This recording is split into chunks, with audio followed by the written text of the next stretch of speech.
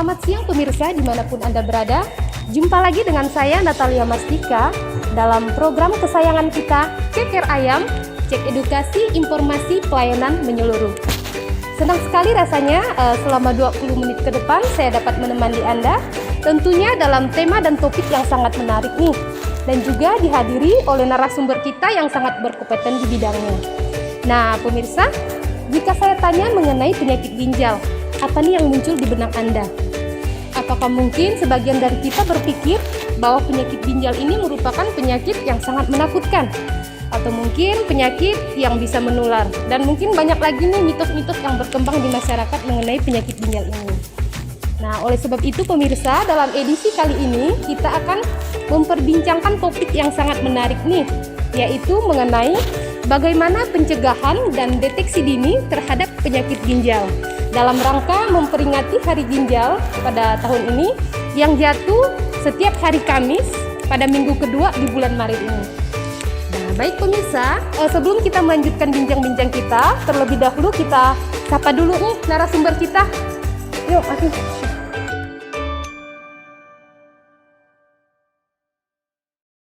Nah, baik pemirsa, di sini kita sudah kedatangan nih narasumber kita, yaitu Dr. Dosmer Oloan Simarmata, SPPD. Beliau merupakan dokter spesialis penyakit dalam. Mungkin kita mulai saja dok, bincang-bincangnya.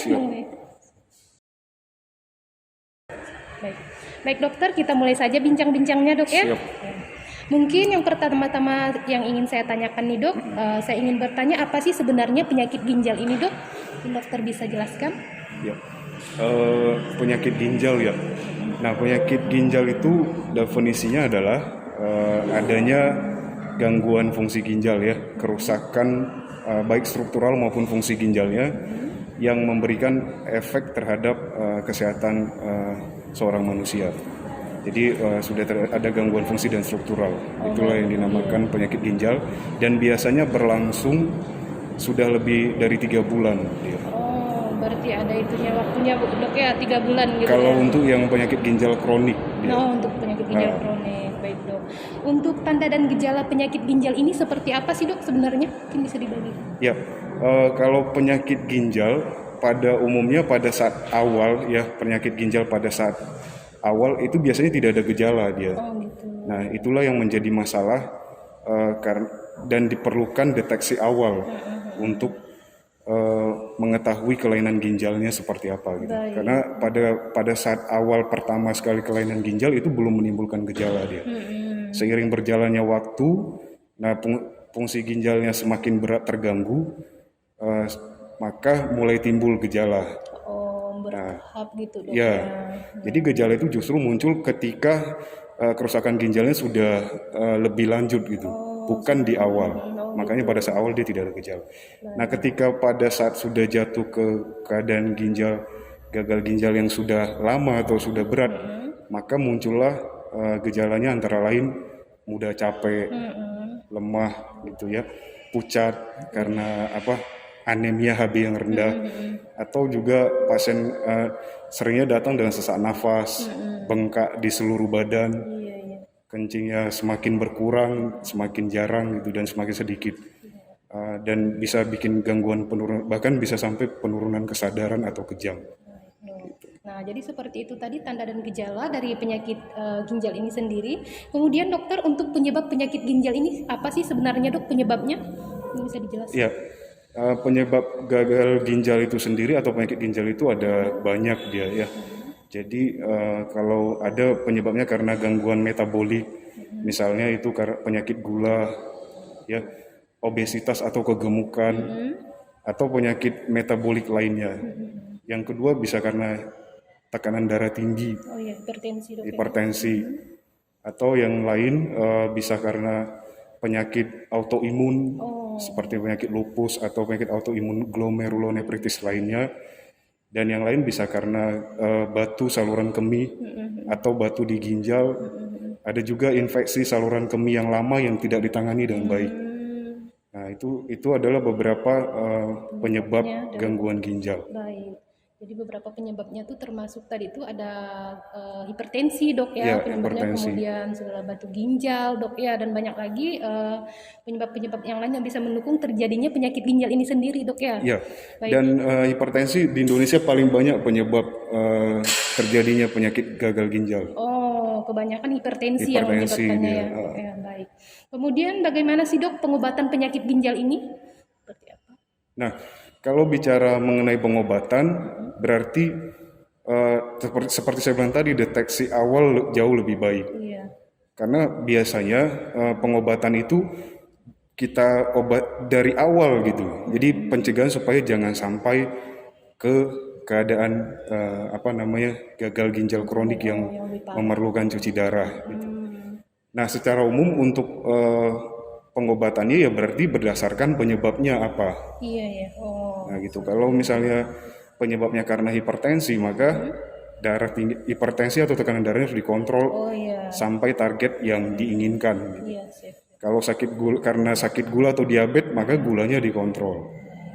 Jadi itu salah satu tadi pengobatannya dok ya. Jadi kita harus terlebih dahulu tuh tahu penyebabnya apa Ya, dulu dok ya. harus mengetahui penyebabnya apa. Iya, kalau misalnya tadi hipertensi, jadi diusahakan hipertensinya itu terkontrol, Iya. diabetesnya terkontrol, seperti itu dok. Baik dokter. Kemudian untuk pemeriksaan nih dok, untuk supaya seseorang tuh bisa terdeteksi penyakit ginjal, pemeriksaan apa sih yang dilakukan dok? Nah, kalau misalnya kita bicara pemeriksaan atau deteksi dini, berarti kita katakan seperti itu ya. Maka faktor resiko untuk kelainan terjadinya suatu kelainan ginjal, berarti kita harus pahami dulu. Iya. Nah, jadi kalau kita memiliki faktor resiko itu, maka sebaiknya kita melakukan screening lebih awal. Jadi misalnya faktor resikonya yaitu tadi ada riwayat diabetes atau darah tinggi atau obesitas berat badannya berlebih ya, indeks massa tubuhnya lebih dari 30 kalau dihitung.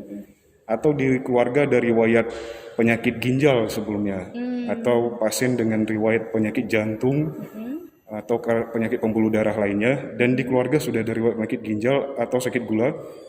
Nah itu dianjurkan untuk screening lebih awal. Atau beberapa faktor risiko lain yang tambahan, misalnya usia lebih dari 60 tahun atau yang lebih tua. Karena semakin tinggi usia juga akan mengalami risiko penurunan fungsi ginjal. Juga pasien-pasien yang berat badan lahirnya rendah dulunya gitu.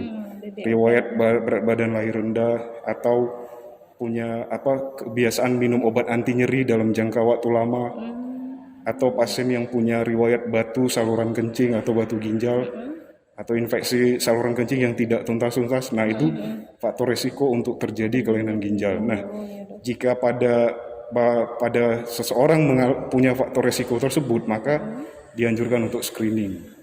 Nah screeningnya yaitu pemeriksaan fungsi ginjal, ureum kreatinin misalnya, lalu memeriksa urinnya sudah ada kebocoran protein atau tidak lewat ginjalnya. Nah, saya rasa itu, dan pemeriksaan yang lain tekanan darah seperti itu. Berarti ada pemeriksaan urinnya dok ya, untuk mendeteksi adanya penyakit ginjal ini sendiri. Kemudian didukung juga dengan pemeriksaan mungkin kontrol terhadap tadi segala gula darah, didukung dari situ dok ya, untuk menentukan hipertensi dan lain sebagainya. Ya, jadi kalau untuk screening awal ya pemeriksaan lab tadi itu tadi yang dengan faktor risikonya sudah ada, maka screeningnya kita lakukan pemeriksaan darah, yaitu ureum kreatinin dan urinnya sendiri nanti diperiksakan gimana. Iya, baik dokter. Nah, jadi pemirsa, sebelum kita melanjutkan terlebih dahulu perbincangan kita, kita saksikan dulu tayangan berikut ini.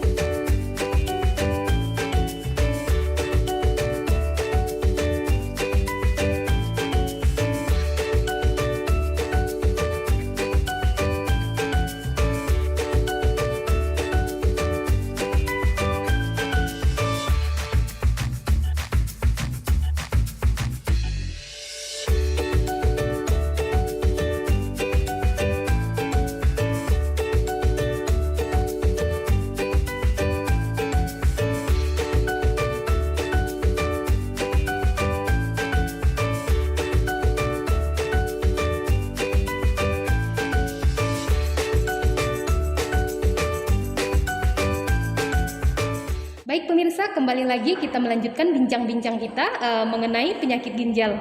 Nah dokter, kemudian pertanyaan yang ingin kita ketahui ini dok, apa sih sebenarnya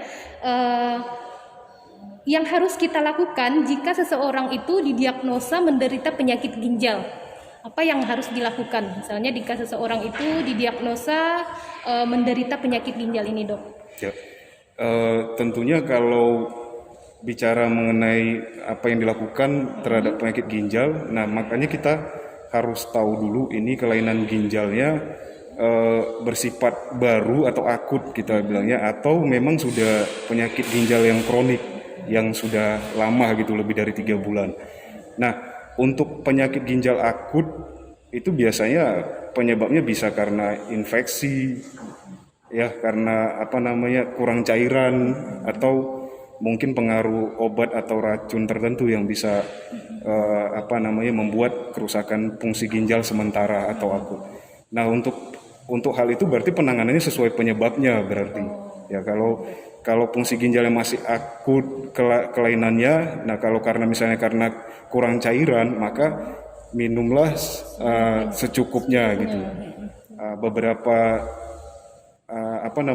menganjurkan pada laki-laki misalnya 10 gelas per hari, kalau wanita 8 gelas gitu. Tapi biar gampangnya sih ada ukurannya 30 cc katanya, 30 cc per kilogram berat badan. Nah itu kebutuhan cairannya. Nah kalau bicara penyakit ginjal kronik, maka seperti saya bilang tadi, bahwa penderitanya harus mengetahui faktor resikonya tadi atau mengenali penyebabnya apa. Jika karena darah tinggi atau sakit gula, maka berobatlah teratur untuk mengontrol target gula darah, dan tekanan darahnya juga harus mencapai target. Nah, kadang-kadang banyak pasien itu mereka hanya sekedar minum obat gitu. Nah, sementara tidak hanya cukup minum obat, tetapi harus dibarengi dengan target yang harus tercapai gitu. Nah, jadi ada target tekanan darah yang harus dicapai pasien untuk memperlambat terjadinya kerusakan ginjal. Nah, gitu. Nah, kalau pasien-pasien yang sebelumnya belum memiliki kelainan fungsi ginjal dan tidak punya faktor resiko, maka pada umumnya kita anjurkan pola hidup sehat tentunya. Ya, minum yang cukup, berolahraga teratur, konsumsi garam yang secukupnya pada yang tidak ada faktor resiko tadi ya. Terus tidak merokok, tidak minum alkohol, dan menurunkan berat badan sampai berat badan ideal gitu. Jadi supaya tidak kegemukan. Nah itu kita bicara kalau pasiennya tidak memiliki faktor risiko. Tetapi kalau dia memiliki faktor risiko, maka yang sama tadi tetap sama diperhatikan. Turunkan berat badan sampai berat badan ideal, tetap minum secukupnya. Lalu konsumsi garam lebih dibatasi kalau sudah ada mengalami hipertensi atau gagal ginjal di tahap awal gitu. Nah garamnya itu harus benar-benar dibatasi. Nah selain itu ya kontrol penyakit yang mendasari kelainan ginjalnya gitu. Baik dokter. Nah kemudian untuk penyakit ginjal ini dok, apakah bisa sembuh dok, sembuh total penyakitnya? Jadi kalau misalnya pasien seseorang sudah dikatakan menderita gagal ginjal atau gangguan fungsi ginjal, nah kalau dia yang seperti saya bilang tadi, kalau dia akut ya mungkin karena muntah-muntah hebat atau dehidrasi, kurang cairan. Kalau dia belum ada kerusakan permanen, itu bisa kembali seperti semula dia dengan mengatasi faktor apa yang merusak kelainan fungsi ginjalnya gitu. Tetapi kalau dikatakan sudah gagal ginjal kronik, artinya kelainan ginjalnya sudah lebih dari 3 bulan. Nah itu tidak akan mungkin kembali ke seperti semula lagi. Yang ada dia akan semakin lanjut kerusakannya. Nah itulah gunanya kita deteksi lebih awal supaya kerusakan ini bisa diperlambat atau dicegah, jangan sampai perburukan lebih cepat gitu. Dengan mengetahui faktor resikonya dan kita kendalikan gitu supaya kerusakan ginjalnya tidak semakin berat dalam waktu dekat yang mengakibatkan sampai ke gangguan yang harus cuci darah gitu. Iya dok. Kemudian dok, apakah ada pembatasan fisik nggak sih dok untuk bagi mereka nih yang menderita penyakit ginjal ini? Apakah ada pembatasan fisik misalnya tidak boleh melakukan ini atau bagaimana dok? Ya, jadi kalau misalnya pada gagal ginjal yang tahap awal ya, yang misalnya diketahui lebih awal, sebenarnya pembatasan fisik ya artian tidak terlalu berat gitu. Iya. Apalagi kalau gagal ginjalnya sudah tahap akhir, Iya. ya, yang perlu cuci darah gitu. Nah, tidak dianjurkan untuk berolahraga berat karena seperti kita bicarakan tadi bahwa gangguan fungsi ginjal itu yang kronik itu bisa bikin pasien anemia gitu, kurang darah. Iya. Ya, jadi maka karena pasiennya kurang darah, anemia, pasti kemampuan berolahraganya juga akan sulit, ngos-ngos gampang sesak gitu kan. Dan itu justru akan memperberat kondisi pasiennya. Jadi yang dianjurkan olahraga aerobik yang ringan-ringan saja, mungkin jogging, lari kecil atau naik sepeda di jalan datar gitu. Jadi tidak usah olahraga angkat beban atau yang lebih berat dari situ sebaiknya dihindari. Iya, baik, Dok. Jadi itu untuk penyakit ginjal yang udah parah, Dok, ya penyakitnya. Jadi sangat dibatasi dan tidak dianjurkan untuk melakukan olahraga yang mungkin kayak mengangkat beban Iya. dan lain sebagainya, Dok, ya.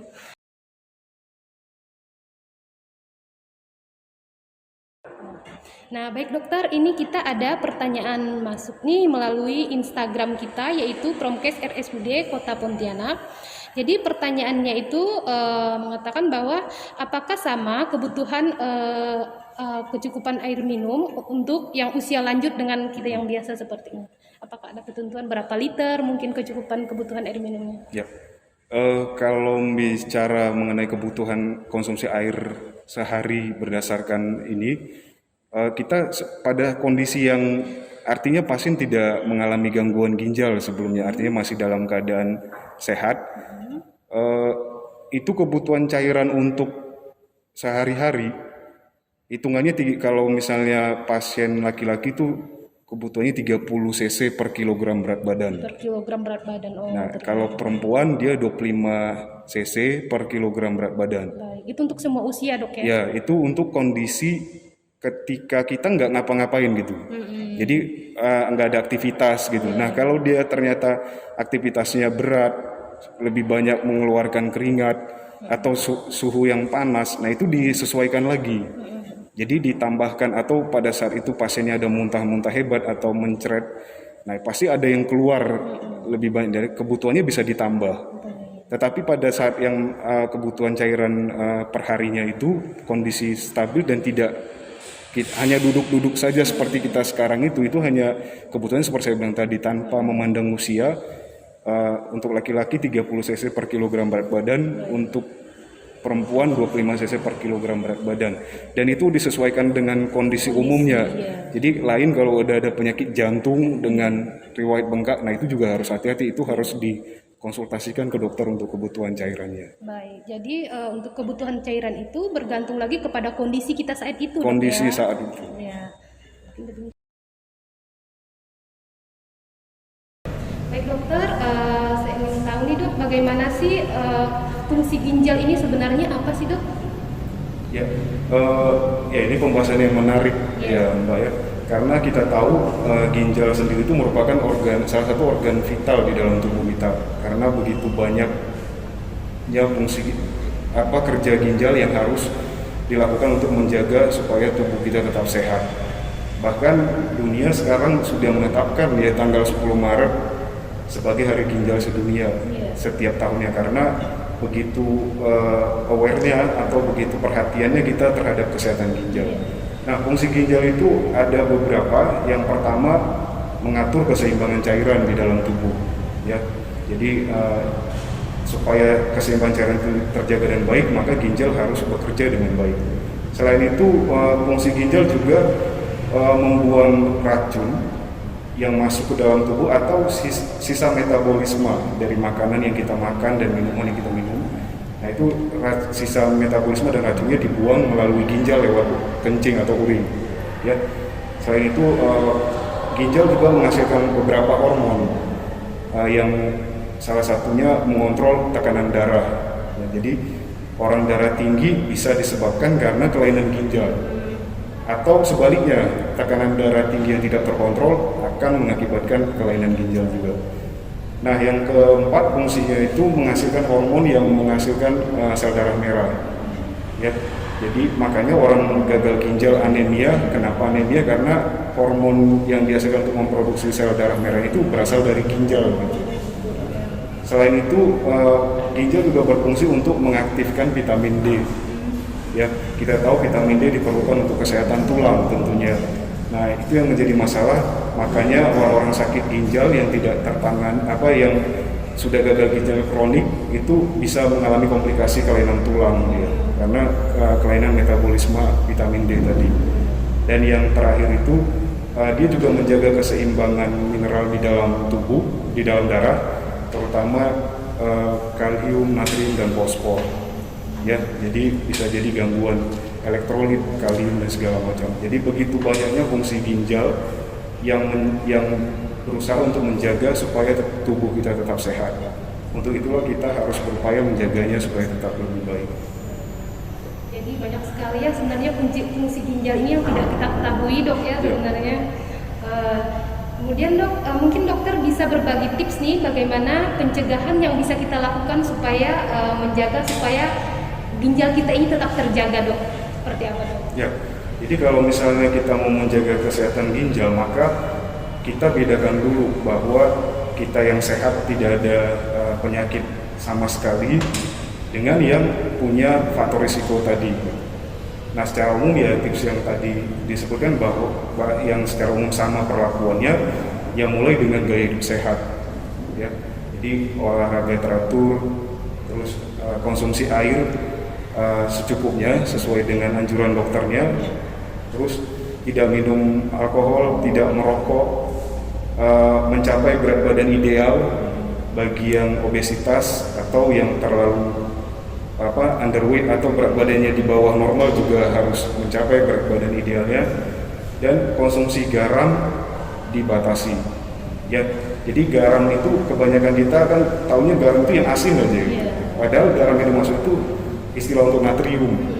Nah, natrium itu hampir ditemukan di setiap makanan, terutama cepat saji.